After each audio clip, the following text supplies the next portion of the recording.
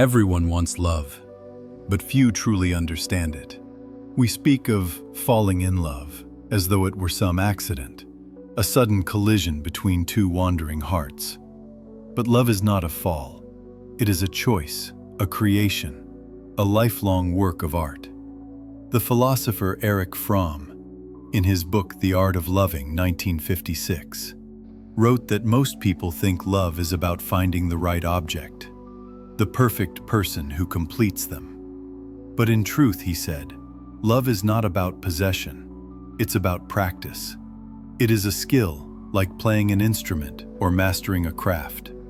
Without discipline, awareness, and patience, love slips away, no matter how strong the initial passion feels. Modern psychology supports this. Psychologist John Gottman, after studying couples for over 4 decades, discovered that lasting love is not built on grand gestures, but on small, everyday interactions. Simple habits, like turning toward each other when stressed, showing appreciation, and resolving conflict with curiosity instead of contempt, predict whether a relationship will last. Love is less about destiny and more about micro-choices made daily. And yet, love is also mystery. Carl Jung once wrote that the meeting of two personalities is like the contact of two chemical substances. If there is any reaction, both are transformed. Real love changes us. It confronts us with our shadows, exposes our insecurities, and demands that we grow. Love isn't about staying the same. It's about becoming. Here's the paradox. You cannot truly love another until you learn to love yourself. Not in the shallow sense of self-affirmations, but in the deeper sense of self-knowledge. Jung called this individuation, the process of integrating your unconscious, of facing the parts of yourself you hide. Because the truth is, you will always project your unhealed wounds onto those closest to you. If you have not faced your fear of abandonment, you will cling. If you have not faced your fear of inadequacy, you will demand constant reassurance. If you have not faced your own anger, you will drown the relationship in resentment. So love begins inside. Rainer Maria Rilke, the poet, once said, "For one human being to love another, that is perhaps the most difficult of all our tasks, the work for which all other work is but preparation." In other words, relationships do not save us from ourselves.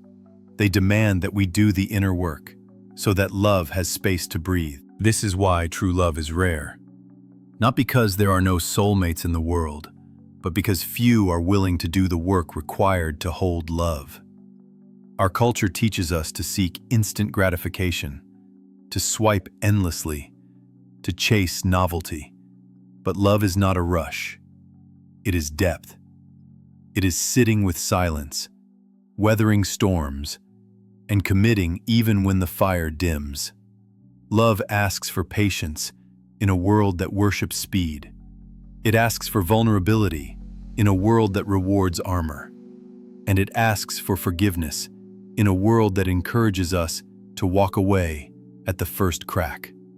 To love is to endure contradictions, passion and boredom, joy and disappointment, closeness and distance. It is not perfection that sustains love. It is persistence. And yet, the reward is beyond measure. To love and to be loved is to see yourself reflected in another's eyes and to recognize that, despite your flaws, you are worthy of belonging. Love anchors us in a world of uncertainty. It gives us courage to endure, and it reminds us that meaning is never found alone.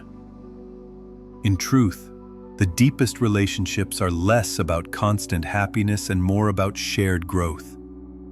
You and your partner become mirrors, reflecting each other's strengths and wounds.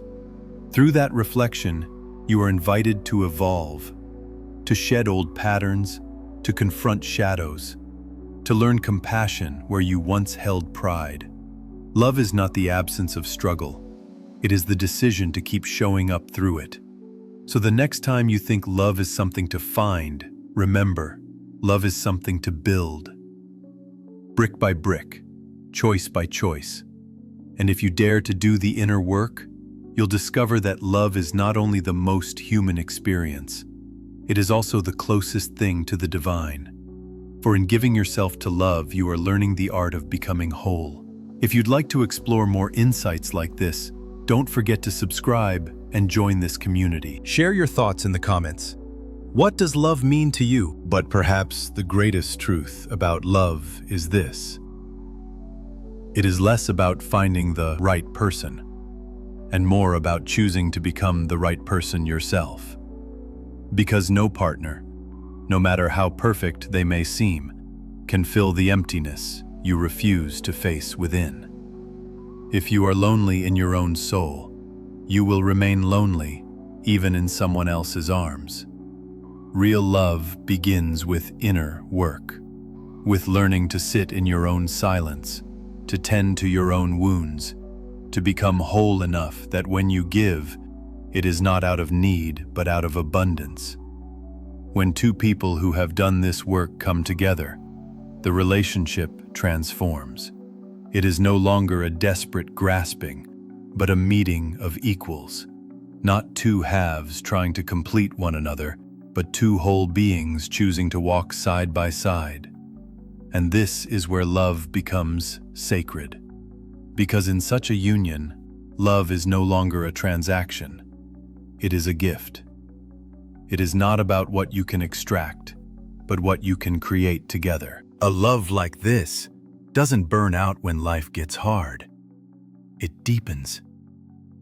It doesn't vanish when the first spark fades. It matures into something steadier, stronger, and infinitely more beautiful. So, when you think about love, don't look outward first. Look inward. Ask yourself, am I willing to do the work? Am I willing to grow? Am I willing to give, even when it's not easy? Because in the end, the love you experience in the world will rarely exceed the love you are willing to cultivate within. And when you finally align the two, your inner wholeness and your shared devotion, you will know that true love was never rare at all. It was waiting for you, all along, to become ready.